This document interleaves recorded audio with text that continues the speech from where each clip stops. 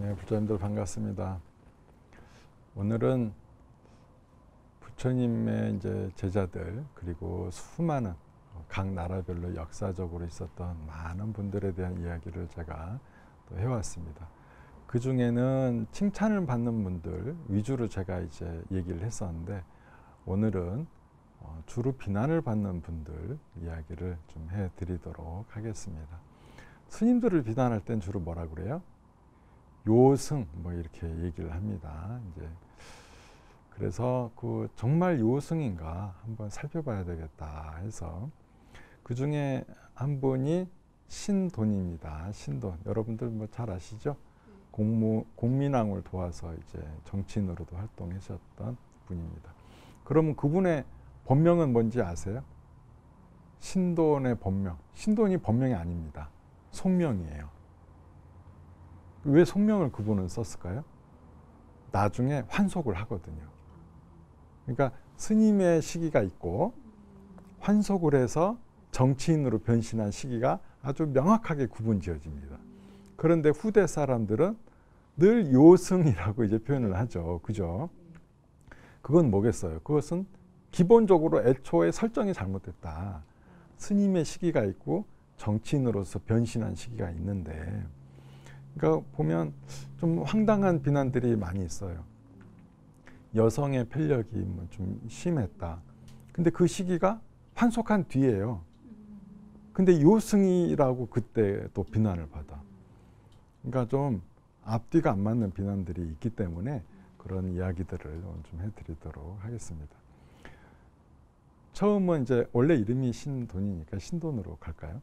원래 이제 이분의 아버지는 이제 좀 명문가였어요. 명문가였는데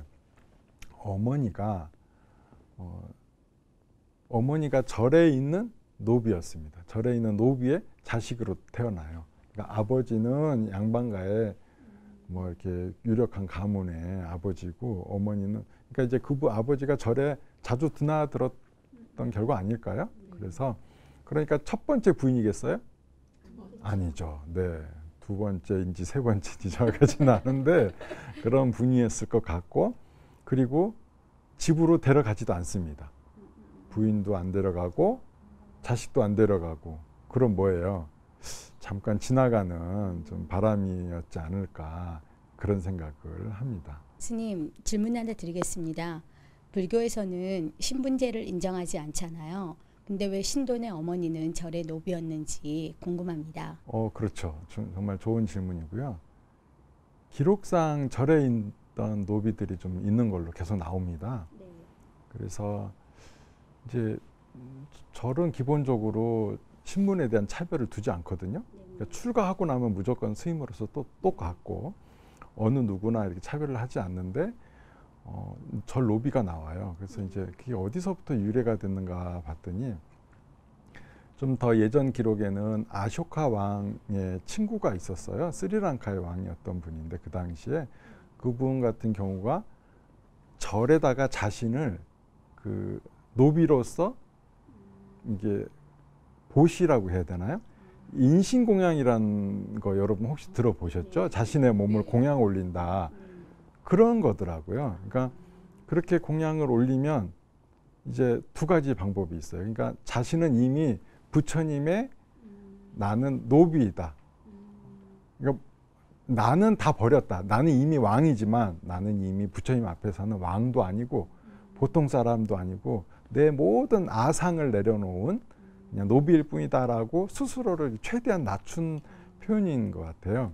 그 뒤에 이제 인신공양이 또 나오는 게 누구냐면 양무제, 그 호불왕, 또 뭐 황제 보살로 또 불렸던 양무제라고 있습니다. 양나라의 무제인데 그분 같은 경우도 절에 자신을 공양을 올려버려요. 그리고 자기가 노비가 됐다고 그래서 거기 살아요. 난 이미 왕이 아니야. 난 황제가 아니야. 난 절의 노비야. 그러면 신하들이 보시금을 냅니다. 그리고 왕을 사와요. 왜? 노비니까. 왕을 사와. 그런 일들이 여러 차례 반복이 됩니다. 그래서 이중의 보시가 되죠. 하나는 자신의 몸뚱이를 황제까지 지도 모든 지위를 내려놨다라는 그런 상징적 의미가 있겠고, 그것을 통해서 이제 여러 신하들이 다 같이 십시일반해서 절에 보시금을 내게 하는 그런 좀 색다른 형태의 보시가 이루어지죠. 그런 경우들이 있고, 그리고 이제 신라 시대 법흥왕 같은 경우도 마찬가지입니다. 자신의 친척들을 절의 노비로 보시했다라고 나와요. 그리고 자신도 출가를 또 합니다. 그래서 그거를 보면 출가는 하기 조금 그렇고, 식솔도 있고 그렇고, 내 인생을, 내 여생을 이제 절에서 다 보내겠다. 하지만 그런 건 있어요. 과연 노비와 똑같았을까라는 걸 보면 매매는 잘 안 이루어지거든요. 그러니까 이제 절에 가면 그냥 거기서 평생 사셨다는 거예요. 그런 걸 보면 이름은 노비라고 표현이 되지만 원래 단어라는 것이 옛날 단어, 지금 단어 해석하는 게 서로 다르거든요. 언어가 처음에는 고급 언어였지만 나중에는 되게 낮은 그 일상의 뭐 욕으로 바뀌기도 하고 막 그런 일들이 비일비재해요. 그래서 그 당시에 그런 절에 있던 노비라는 것은 일종의 여생을 절에서 보내고자 스스로 하시는 분들도 있지 않았을까. 그리고 또 그런 분들이 필요했던 것은 예전에는 사전이라고 그래서 절에다가 땅을 많이 보시를 했어요. 밭. 그러니까 스님들로서 그거를 다 일구기가 쉽지 않았다. 그래서 그냥 공동체처럼 스님과 함께 살아가는, 똑같이 신행 공동체 속에 들어가서 농사 짓고 절에서 이것저것 봉사하고 하시는 분이 아니었을까라는 그 생각이 듭니다. 그래서 신돈이 그런 노비의 뭐 자식이다라고 비난을 받는데, 제가 볼 때는 노비의 자식이었다는 것보다는 정식 부인이 아니었다. 일종의 뭐 첩인데 첩에도 대우가 있잖아요. 이제 집안에 들여온 첩은 어때요? 서자라고 해서 나름 그래도 옷도 갖춰 입고 잘 먹고 잘 살잖아요. 근데 이분은, 신돈의 어머니는 어때요? 안 챙깁니다. 그리고 신돈의 어머니는 후대에 다른 분한테 또 시집을 또 가요. 또 강씨한테 또 한 번 더 시집을 갑니다. 그래서 그것만 보더라도 그런 제대로 된 관계가 아니었다라는 인식 때문에 후대에 노비의 자식이었다라고 비난을 받지 않았나.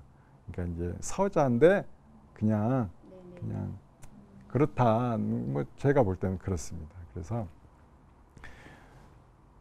그러니까 신돈의 어렸을 적 환경은 어땠을 것 같아요? 절에 살았어. 절에서 태어났고 절에서 스님들과 함께 살았어요. 그러니까 그분의 삶에는 아버지가 있어요, 없어요? 아버지는 없죠. 그러면 아버지의 모습을 보면 뭔가 자신의 삶을 꿈을 꿀 텐데, 아버지가 따로 없다 보니 그분의 삶은 주위에 있는 분들인 거죠. 그러니까 스님들을 보고 살았을 거 아니에요. 그래서 어려서 그냥 자연스럽게 출가가 됩니다. 많이 그렇잖아요. 절에서 진짜 그 어머니를 완전한 노비다라고 이해를 했으면 절도 어떻게 되겠어요? 절의 스님이 되는 거야. 왜냐하면 스님이 된다는 건 어때요? 절 안에서 가장 나름의 높은 위치 아니겠어요? 그 엊그저께까지 절에서 부려먹던 노비의 자식이 스님이 똑같이 된다는 것을 진짜 노비라고 해석을 했으면 그것을 용납을 했을까요? 안 하죠. 안 받아주지. 네가 무슨 자격으로 출가하냐. 감히 뭐 이렇게 되겠지. 근데 자연스럽게 출가를 또 합니다. 출가를 하고 어떻게 살았나 보니까 좀 많이 돌아다녔다는 것을 알 수가 있습니다. 매골승이라고 나와요. 매골승이 뭐냐면 장례를 주로 치러주는 그런 역할을 했던 스님들. 원래 스님들이 그렇잖아요. 이렇게 시달림도 가고 연불도 많이 하시니까 연불을 주로 하셨던 스님이 아닐까라는 생각이 듭니다. 그렇게 이제 법명은 편조 스님이에요. 편조 스님으로서 사는 모습은 굉장히 훌륭했던 것 같아요. 왜냐하면 사람들이 성인이 나셨다라는 이야기가 들려오거든요. 문수보살의 화신이다라고 표현이 됩니다. 문수보살은 뭐예요? 지혜롭다는 거죠. 굉장히 편조 스님은 똑똑하셨던 것 같아요. 그런데 고려사의 기록을 보면 뭐가 나오냐면 신도는 글을 몰랐다고 되어 있어요. 양립하지 않죠. 제가 볼 때는 좀 잘못된, 고려사가 잘못된 기록이 아닐까라는 생각이 듭니다. 그리고 이 신동 그러니까 편조 스님 같은 경우는 또 가난한 사람을 그렇게 잘 돌봤다고 그래요. 그리고 가난한 사람도 잘 돌보고, 가난한 사람 중에도 어머니, 그러니까 아버지가 없이, 그러니까 편부, 그 다음에 과부, 이런 분들한테 너무 잘해서 여성 편력이 심했다라고 표현이 되어 있어요. 그런데 이 편조 스님은 어머니가 자식을 잘 길렀던 것 같아요. 왜냐하면 본인이 볼 때 어머니에 대한 사랑이 굉장히 지극한 걸로 나오거든요. 그래서 어머니 같은 분이 누구요? 과부, 뭐 이런 분들 아니겠어요. 그리고 그 당시 고려 말이 굉장히 위험한 시기였어요. 전쟁도 많고 막 몽골과 싸우고 막 난리도 아니었어요. 그런 시기에 이분은 그렇게 이제 일반인들한테 너무나 이제 유명해지는 거죠. 그 막 문수보살의 화연이다, 성인이 나셨다 소리 들으니까 나라에서도 관심을 가져요. 그래서 공민왕이 직접 찾아옵니다. 찾아와서 대화를 해보니까 말이 너무 잘 통해요. 개혁적 성향을 갖고 있어. 그래갖고 오랫동안 하다가 한 37, 8, 요때 이제 거의 스승으로 삼게 돼요. 그 공민왕의 스승. 굉장히 존경을 했다고 그럽니다. 그리고 편조 스님은 일체 어떤 늘 남루한 옷만 입고 다녔고, 사람들이 차별하지 않아서 좋았다라고 또 표현이 되어 있어요. 신분에 따라서 차별하지 않았대. 원래 그렇잖아요. 본인이 신분이 많이 낮다 그러면 컴플렉스도 있을 것이며, 그러면 어때? 자연스럽게 높은 사람한테는 비굴해지고 낮은 사람한테는 더 거만해지고 이럴 수도 있는데, 편조 스님은 높은 사람이나 낮은 사람이나 똑같이 대했다고 합니다. 그래서 이미 공민왕을 만나기 전부터 생불이다라는 표현까지 들었고요. 자, 그래서 이제 공민왕의 눈에 띄인 거죠. 공민왕이 대화를 해보니까 너무 말도 잘 통하고, 근데 공민왕이 그때 시기는 되게 위험했던 시기예요. 암살의 위험도 겪고요. 그리고 자기의 그 암살을 도모했던 이가 누구냐면 자신의 최측근들이 자신을 암살하려고 합니다. 그러니까 얼마나 위험하겠어요. 그래서 그러면 이 요소를 다 없애야 되겠다. 나라를 안정시켜야 되겠다 하고 그냥 다 이제 숙청하고 막 이렇게 개혁을 하려고 그러죠. 그러니까 근데 그래서 신진사대부를 길렀어요. 길렀더니 이 별 볼 일 없는 사람들을 성리학을 가르쳐서 신진사대부로 만들었던 이 사람들이 나중에는 자기가 직위가 오르니까 권문세족과 결혼하더라는 거예요. 그래서 아무짝에 쓸모없는 사람들이 됐어요. 이것들도 쓸모가 없구나. 그때 그래서 신돈한테 그러면 자신의 뜻과 신돈의 뜻이 같으니까 환속을 하셔라. 환속하셔서 내 옆에 도와주셔라 라고 합니다. 처음에는 거부를 합니다. 거부하고서 그래도 임금님의 그 자문 역할은 잘 하겠다. 그래서 뭐 그런 것도 있어요. 그러니까 뭐냐면 여러 정책들을 시행을 하는데 되게 지금으로서 보면은 당연한 정책. 하지만 그때 그 신분자 사회에서는 절대 있을 수 없는 그런 정책들을 펴니다. 그 중에 이제 제일 유명한 게 전민 변정 도감의 설치거든요. 그것은 전민, 전은 밭이고, 밭이니까 땅이겠죠. 민은 백성. 그러니까 토지가 고려 말에 오면은 막 그 고문 세족들이 막 가져가요. 흉년에 고리대금으로 줬다가 못 갚으면 땅을 매수. 이렇게 해서 수많은 땅들이 다 그냥 고문 세족한테 갑니다. 그래서 고문 세족들의 땅의 경계가 산과 강으로서 서로의 경계를 삼았다고 그래요. 그 말은 뭐예요? 어마어마하게 넓었다는 거지. 땅은 일반 백성들이 잃고, 민은 뭐예요? 자연스럽게 노비가 되는 거겠죠. 그래서 억울하게 땅을 빼앗긴 사람, 억울하게 신분이 추락한 사람들을 다 복원을 해줬어요. 그러니까 일반 백성들한테 인기가 어떻게 했어요? 어마어마하죠. 그러면 기존의 신분제의 그 높은 위치를 차지하고 있던 그 고관 대작 고문 세족한테 이분은 어떻게 했어요? 아이고 정말 이제 못 죽여서 안달이지. 실제로 대략 기록에 나온 것만 6번, 암살의 기록만 6번입니다. 그러니까 얼마나 위험해. 매번 죽을 뻔하는 거죠. 그래서 스님으로서 뭔가를 하는 것도 한계가 있구나. 그래서 실제로 이제 좀 더 정치의 뜻을 두고 42살에 환속을 합니다. 그러니까 편조 스님이었다가 이제 드디어 정치인 신돈이 나오는 거예요. 자, 그러면 요승은 끝났어. 요승이면 스님일 때의 모습을 비난하는 거 아니에요. 그럼 과연 편조 스님일 때 허물이 있느냐? 허물이 없습니다. 아무리 찾아봐도 없어요. 그 다음에 이제 환속을 했어요. 환속을 해서 이름도 스스로 청한거사라고 하고 이름을 신돈이라 합니다. 청한거사 신돈이 되는 거예요. 이제부터는 그냥 정치인이에요. 똑같은 정치인. 이 사람들은 뭘 이렇게 스님의 이미지 요승자를 꼭 붙이니까 뭐 계속 스님으로서 뭔가 나라를 좌지우지했다. 스님이 왜 권력의 뜻을 두나? 왜 스님이 뭐 부인을 얻나? 막 이러는데 아니에요. 스님은 끝났어요. 자, 스님은 이제 환속을 하시고 정식으로 42살 때 이제 정치인이 됩니다. 그때부터 이제 강력한 정책을 시행해요. 뭐냐면 그때 당시에 권문 세족들의 자식은 승진이 빨랐어요. 그 제도를 없애버립니다. 그래서 승진 제도를 만드는데 근무 연한에 따른 승진 제도를 만들어요. 그건 뭐예요? 그러니까 권문 세족들이 빨리 승진하는 걸 막은 거지. 아유, 하는 일마다 이렇게 위험한 일들을 해요.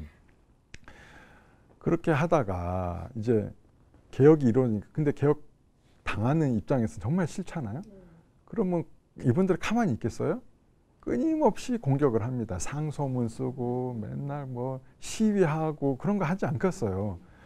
그러면 이 신돈의 입장에서는 자신의 지지는 누구밖에 없어요. 공민왕밖에 없어요. 근데 공민왕이 슬슬 이 너무나 큰 저항에 부담을 가합니다. 부담을 가하고 함께 있는다는 게 좀 불편할.